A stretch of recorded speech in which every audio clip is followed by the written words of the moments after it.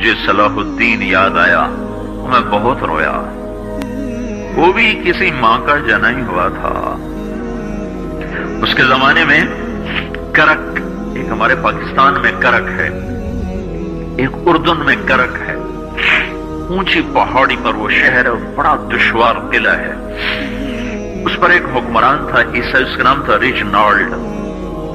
تو کرک کے قریب سے قافلے گزرتے تھے حج کے، تو اس نے ایک دفعہ حاجیوں کے قافلے پہ حملہ کیا اور کہنے لگا بلاؤ اپنے محمد کو تمہاری مدد کرے، اور سارے حاجیوں کو تعطیل کر دیا۔ اور دوسری دفعہ اس نے بحری بیڑا تیار کیا اور مدینے پر حملہ کرنے کے لیے وہ بندرگاہ تک پہنچا یمبو کی، لیکن موسمی حالات سازگار نہ تھے تو واپس ہو گیا۔ تو حطین کی لڑائی ہوئی ہے فلسطین میں، جس میں سارا یورپ اپنی طاقت کے ساتھ میدان میں اترا تھا، اور ادھر تنہا صلاح الدین ایوبی رحمت اللہ علیہ اکیلا اس لشکر سے ٹکرایا تھا، اور انہیں اس میں ساری رومن امپائر کو شکست ہوئی تھی۔ تو بڑے بڑے بادشاہ اس میں گرفتار ہوئے، تو اس میں ریجنالڈ بھی گرفتار ہو کے آیا۔ تو کوئی 12 بادشاہ تھے ریاستوں کے جو سامنے اس کے پیش کیے گئے، تو پیاس کی شدت سے سب کا برا حال تھا۔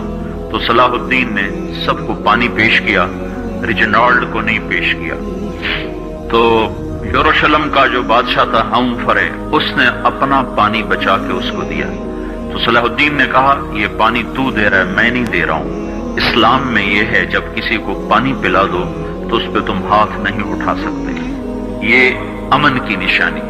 تو صلاح الدین نے فوراً اسے کہا یہ پانی تو نے دیا، میں نے نہیں دیا۔ تو پھر انہوں نے ریجنالڈ کو اسلام کی دعوت دی کہ تو مسلمان ہو جا، میں تجھے دعوت دیتا ہوں۔ اس نے انکار کر دیا، میں نہیں ہوتا۔ تو انہوں نے کہا میں نے تیرے قتل کی 2 دفعہ قسم کھائی تھی۔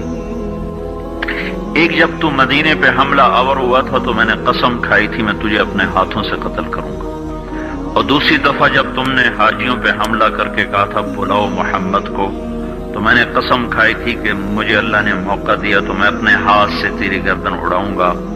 آج محمد کا ادنا غلام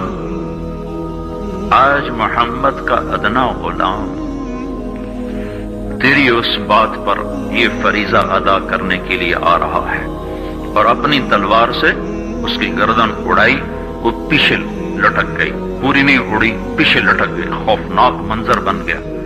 تو سارے بادشاہوں پہ کب کبھی طاری ہو گئی۔ تو صلاح الدین فرمانے لگے ہمارے مذہب میں یہ نہیں ہے، بادشاہوں کے ساتھ ہم بادشاہوں جیسا ہی سلوک کرتے ہیں، پر یہ حدود سے آگے چلا گیا تھا۔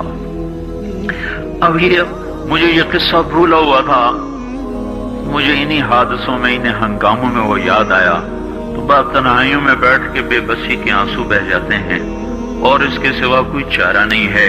ہماری ساری نسل موسیقی میں ڈوب چکی ہے، جو بدن سرتال پہ تھرکتے ہوں، جو بدن موسیقی کے اوپر ہلتے ہوں، رقص میں آتے ہوں، ان پہ کانٹے ہی اگیں گے، ان پہ صلاح الدین کا پھول نہیں اگ سکتا، ان میں محمد بن قاسم کے پھول نہیں اگ سکتے۔ پانچ ہو گئی ہے ہماری نسل، اور یہ یورپ کا سحر ہے جو چل گیا ہے۔ ہماری بے بسی ہے، ہماری بے بسی ہے۔ میں تو بس منت ہی کروں گا اپنے آپ کو پہچانو، اپنی ہستی حیثیت کو پہچانو، اپنی نسبت بدلو۔